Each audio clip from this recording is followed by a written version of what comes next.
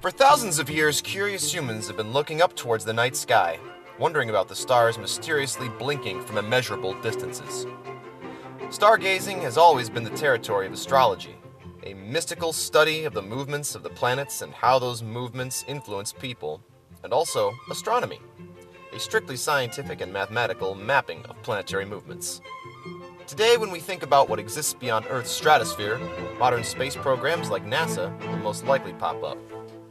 But how do we get from robed individuals in drafty castles peering towards the heavens with their antique telescopes, all the way to Mars rovers picking up red dust 34 million miles away? The late 18th century through the 19th century brought massive leaps forward when it came to industrial design and mechanical can-do. Before then, machines were constructed primarily in small workshops and at home by specialized artisans. Changing how gadgets were made, from few people in little spaces with small budgets to factory forces in expansive spaces with big money, made new kinds of technology with massive, fresh capabilities. This significant mechanical progress, especially when it came to metals, glass, and applications of gears, meant that eventually, engineers would have the right materials to use for outer space adventures. Brand new, fancy, and highly profitable innovations created significant, history-changing results and some extremely wealthy people.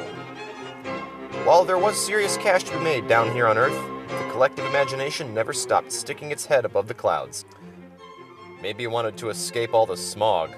What's the point of being rich if you can't show it off? Especially if you can display that wealth in ways that point towards intellectual pursuits and belief in scientific progress.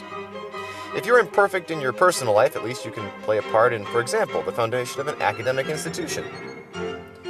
Scientists, astronomers included, had ideas but needed the funding. Magnates had the funding and often sought to use it in relevant ways. It was robber barons, those kings of industry, those titans of investment, who made the massive advancements in modern astronomy technology possible.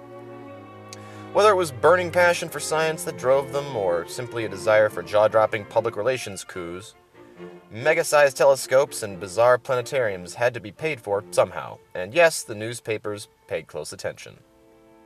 The Atwood Sphere in Chicago's Adler Planetarium is actually a small-sized planetarium built in 1913 that gave an accurate impression of star and constellation placements.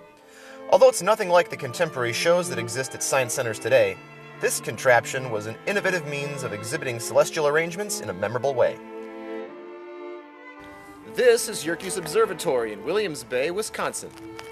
Created in 1897, the building's been used as a research center for groundbreaking astronomers, including Edwin Hubble and Carl Sagan. Places like Yerkes Observatory became workshops for space scientists to investigate ideas. Advancements in transportation and rocket technologies allowed the kinds of outer planetary travel that occurred in the later decades of the 20th century into present day and what's projected for the future. Although the Yerkes Telescope and the Atwood Planetarium may now seem like extravagant steampunk fantasies ripped from the pages of H.G. Wells or Jules Verne, these artifacts represent a time that brought new possibilities. Concepts married capital, and pedestals displayed substantial advancements. At rocket speed, cruising through the very thin gas that appears to fill space, it would take many months to get to Mars. We would probably find some sort of atmosphere on Mars, but not an atmosphere like our own. If other planets, more like our own, exist, they are unknown planets of other suns, far out in the universe. Out-of-this-world curiosity, built up over centuries, was given a genuine launch pad on which it could fatefully evolve. This will be the 100th successful firing of the Thor missile, and it will carry into orbit a satellite even more remarkable than the recent Echo.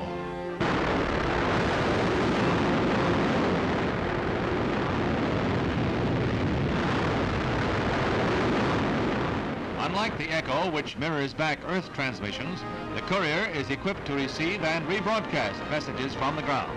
Marking the 3rd anniversary of the space age, Courier relayed a message from the President to the United Nations, a major stride toward a new worldwide communication system.